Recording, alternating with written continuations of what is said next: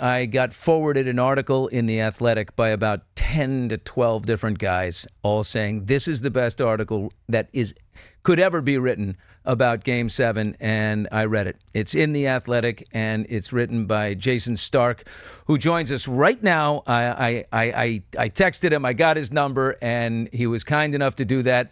I will say it's the definitive article. It had it all. It had context. It had the highlights. It truly wonderful. I thank you for. I know where you were, Jason, because you were right there in Toronto. Yeah, that Toronto Dateline might have given it away, right? Yeah. Yeah, I was sitting in that press box in the Rogers Center and saw that, and that's a goosebumpy kind of experience, Billy. Like, I honestly think the best part of being a baseball writer, having the job I have, is sometimes you get to see stuff that people talk about for the rest of their lives. And then I get paid to tell that story, tell the story of what we all saw. And I felt so lucky to be at this game. It was something to see. It was something to remember. As you said, a game forever lifted above all other games, the greatest game, 7 of them all.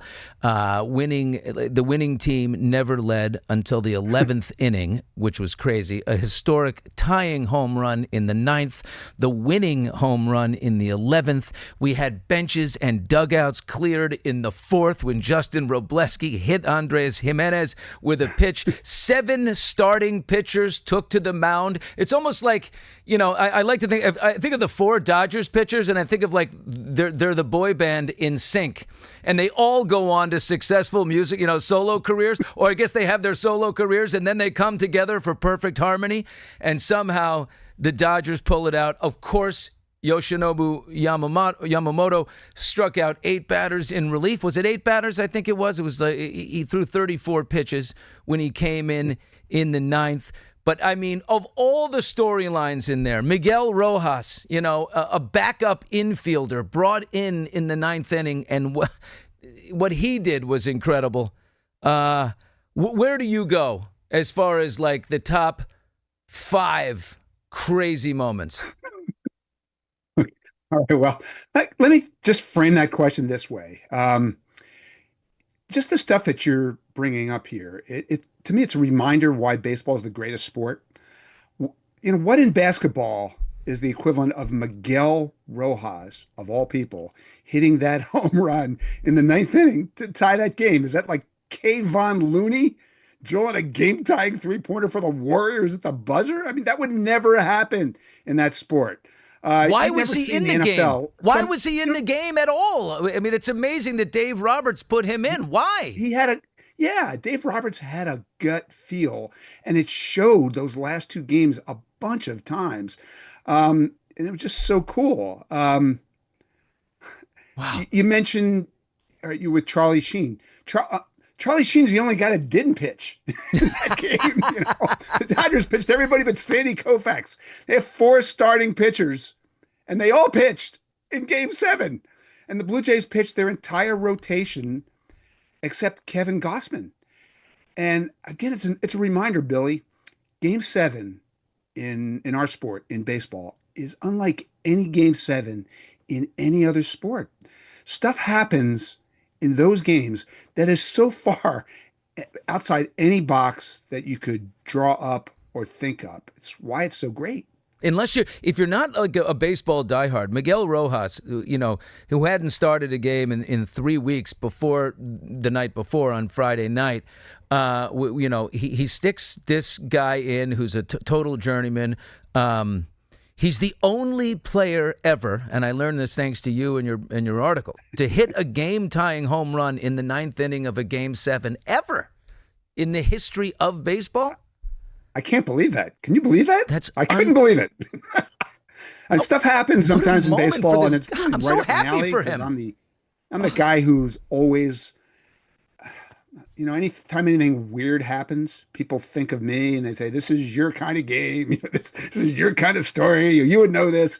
But that one absolutely shocked me, that no one had ever tied a game in the 9th inning of Game 7 of a World Series with a homer.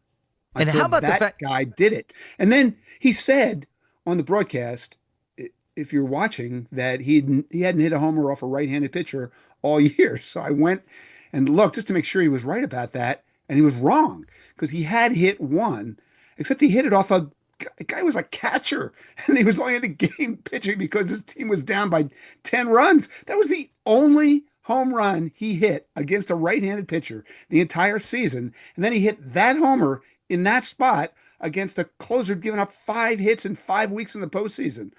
It's amazing. You can't make this stuff up. And let's not forget, Miguel Rojas is also the guy that threw out the run at home plate that would have sent the series the other way. He did an incredibly athletic play. I had such an angle on it that it was incredible how he was able to field it, twist, turn, stay on balance, and make such a perfect throw. And the context of all the stuff that was roaring at us. So we had a game-tying homer, 1 out in the 9th. We had a go-ahead homer in the 11th. Neither of those things had ever happened, and then they both happened. And then you start to think about everything that happened in between, where we had that play, and then the Blue Jays also, or then the Dodgers also have a guy thrown out at the plate. Mookie gets thrown out. The next inning, we have this wild catch by Andy Pages. Talk about Dave Roberts' moves. He, in the middle of an inning, all of a sudden, Andy Pages goes trotting out to center field. The inning has started. And now this Dave Roberts just has this gust feel. He needs to get a better defender in center field. Out goes Andy Pages. And 10 seconds later, there's a ball hit. And Andy Pages doesn't just run down. He just blows right through the left fielder, Kike Hernandez, who looks like he's dead. Lays him out completely flat on his back. He killed him and crushed him to grab that ball, grab the ball. I mean, Kike was lying there like he was not going to get up. He got hit so hard. Pages catches the ball, and there are 2 outs, and the bases are loaded, and it looked like it was actually going to be a home run. And this guy makes the save of all saves. I mean, add that to the crazy list, and we're probably not even halfway through. Exactly. And you haven't even mentioned the name of Yoshinobu Yamamoto yet. I was at the 2001 Game 7, the Luis Gonzalez game, and I still remember what it felt like to watch Randy Johnson jogging in from the bullpen in the 9th inning of that game after pitching the day before. And then it happened again. I never thought I'd see it again in my life. And then here comes Yamamoto. But Randy only got 3 outs. This guy got 8 outs. And as Freddie Freeman pointed out afterwards, he got the most outs in that game of anyone on the team. And he started the day before. That's impossible. He threw 96 pitches the day before on Friday night to win. And then he threw 34 pitches coming in relief, pitching 2 2/3 innings, which is just astounding. I wonder how this guy is so good. And then I watched that video of how he works out. He never hits the weights. He never hits the gym. It's all, throwing javelins, and he does all of his whatever those moves are that were, they're rooted in judo, but his floor exercises. I mean, this guy, he's the best pitcher in baseball, isn't he, Yamamoto? Here it is. We're watching it. Look at this guy. Holy mackerel. He's a javelin thrower. Forget the weights. That looks a lot like your workout program, right? Oh, yeah. See, I love a reverse bridge right here into a little rollout, whatever the heck I'm looking at. He is one flexible dude, but I think he's got to be the best, right? So, Paul Skeens certainly has an argument. Tarek Skubal certainly has an argument. They're going to win the Cy Young, those 2 guys. But somebody made the point to me during the World Series, and every time I watch him from now on, I'll think about it. He's the best pitcher in the world. Yeah. He won 3 straight awards in Japan, 3 years in a row as the best pitcher, best player in their sport, in their league. And then he was so much better than everybody else that the 2 seasons since, they haven't even given out that award. Oh my God! And now he's doing this. Oh wow! On the other side of the Pacific, and it is goosebump material. It's just, I'm so glad. Let me ask you this question.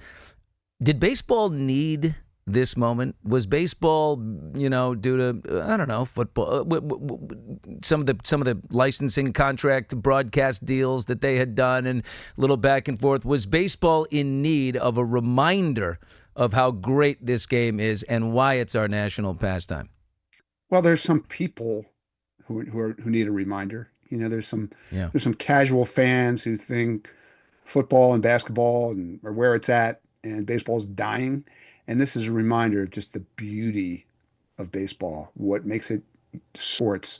The Super Bowl's one day. It's a party. It's a great event, but it's one evening. And then the NBA finals, they go on for weeks. Yeah. 6 off days between every game, or whatever it is. And baseball just keeps roaring at you one night after night after night. I mean, I covered an 18-inning game and I wrote until 5:45 the next morning Pacific time. And then I wound up covering this extra inning game. I sent the last hunk of my story in at 7:15 a.m. in the East Standard Time. Yeah. That is crazy to do that, but these games are so interesting and they give us so much to write about that it's worth it. My wife was saying to me, like, what are you doing? And I said, outside of the sleep deprivation, it's fun. I'm having fun at work, honey. To tell the stories. I'm having fun at work. Oh my God! Listen, I got a new nickname for you. Your nickname is the paywall. You're the reason why if you're subscribing to The Athletic, that's the reason you pay. This was one of the great articles, one of the great synopses, one of the the definitive article on maybe the greatest game that I've definitely ever seen. Game 7 of the World Series 2025, back-to-back for the Dodgers. And Jason Stark, I thank you so much for putting that together. Check out The Athletic, and you can read it for yourself. But it's got everything. The only thing I feel badly about now for you is going forward. I don't know how you top that or what you're going to witness that's going to top that, but maybe it'll be something. Anyway, Jason, thank you. Bill, you're very kind. I enjoyed talking to you. Thank you so much for having me. All right, we'll stay in touch. Wow, what an article. It's just terrific. And what a moment. Where were you? Love to know where you were. Let us know in the comment section.